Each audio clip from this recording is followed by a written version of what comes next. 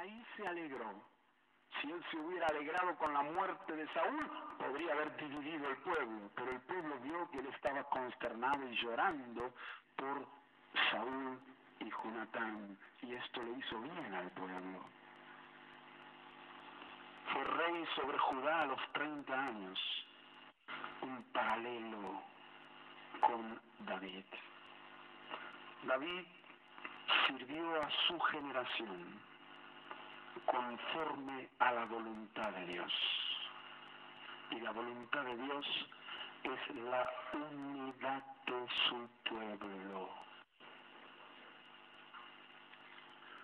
La iglesia primitiva era una.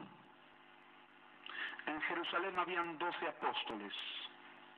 Cada apóstol no tenía una iglesia. 12 apóstoles, pero una iglesia. Los líderes eran uno. La iglesia se extendió por muchas naciones y ciudades, y en cada ciudad los apóstoles fundaban una iglesia. La iglesia no es el salón de reuniones. La iglesia somos nosotros, el pueblo de Dios. Los apóstoles tenían claro cuál era la voluntad de Dios. Cuando en Corinto había una amenaza de división, Pablo, que era el apóstol responsable por la ciudad de Corinto, urgente mandó una epístola diciendo: oigo que hay entre vosotros divisiones. ¿Acaso está dividido Cristo? Y les reprendió duramente, porque algunos decían: yo soy de Pablo, yo soy de Apolos, yo soy de Cefas, y otros: yo soy de Cristo.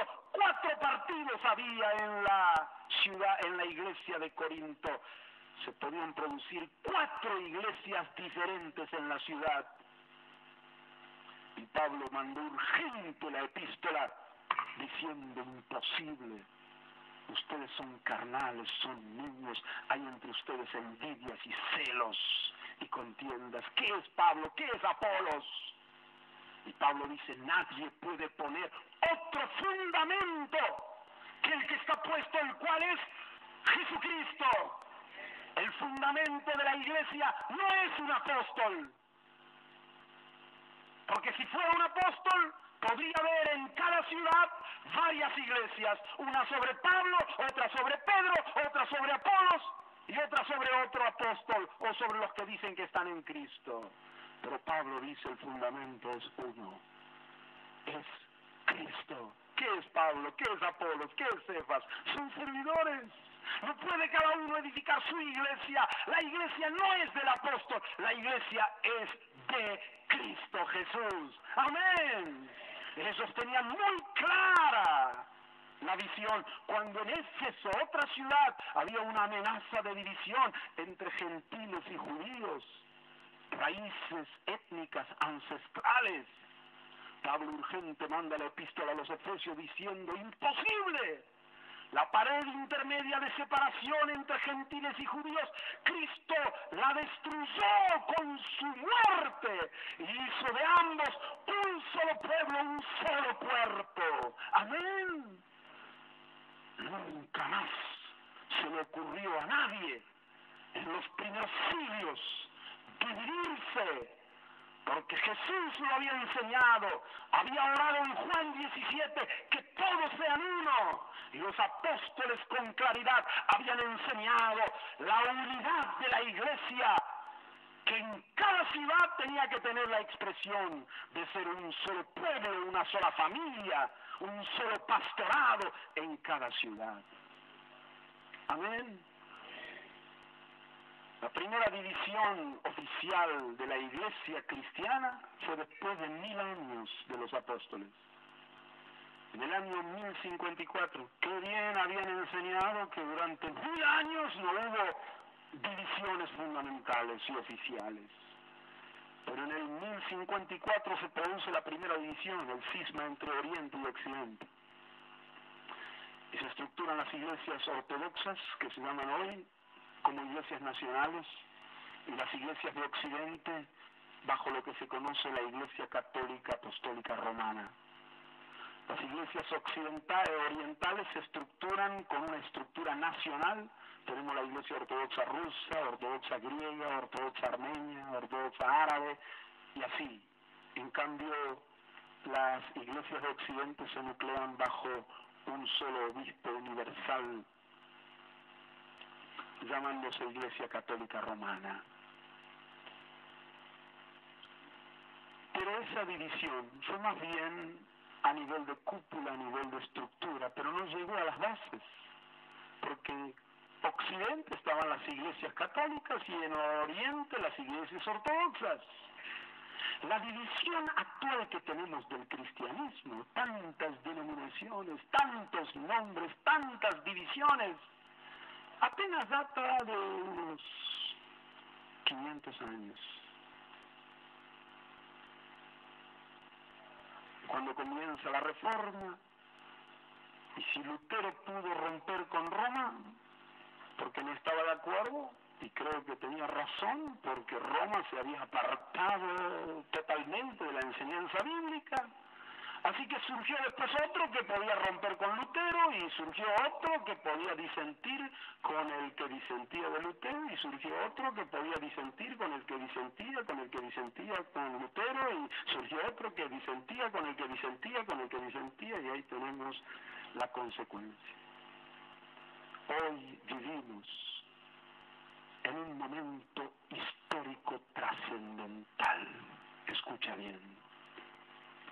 De la Reforma hasta aquí, la historia triste de la Iglesia es historia de divisiones y más divisiones, líneas divergentes.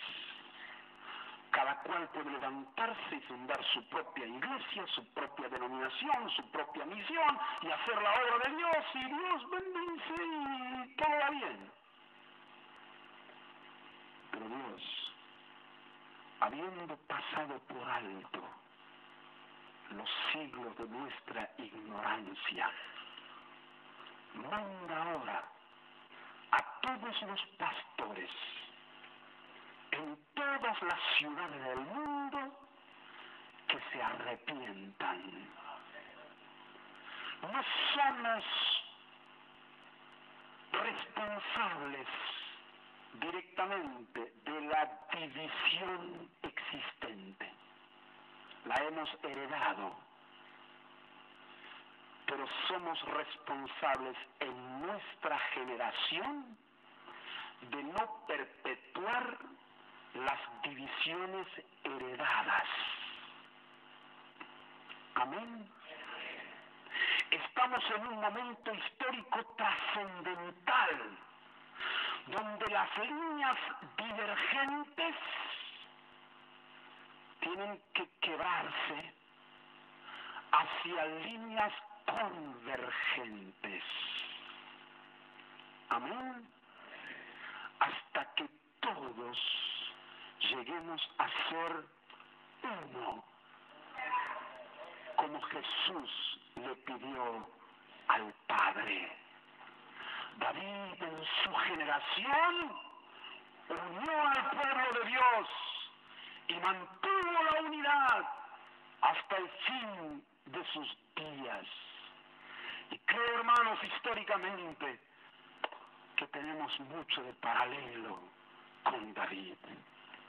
En todas partes del mundo, Dios en este derramamiento del Espíritu no solo está hablando sobre la restauración del culto a Dios, no solo está hablando sobre la restauración del Evangelio del Reino, Dios está hablando sobre la unidad de la Iglesia.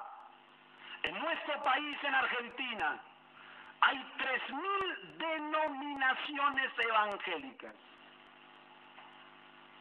Las autoridades, el gobierno están confundidos, no nos entienden. Y dicen directamente a ustedes, ¿quién los entiende? Cada vez hay más grupos y más denominaciones y ustedes dicen que son uno, pero que son diferentes y... confusión. Jesús ora, Padre, que sean uno, para que el mundo crea. Amén. Que tú me has enviado Algunos dicen, hermano, qué lindo, en el cielo todos vamos a ser uno. Amén, el cielo va a ser muy lindo. Vamos a ser uno. Pero tengo una mejor noticia para darle. Vamos a ser uno aquí en la tierra.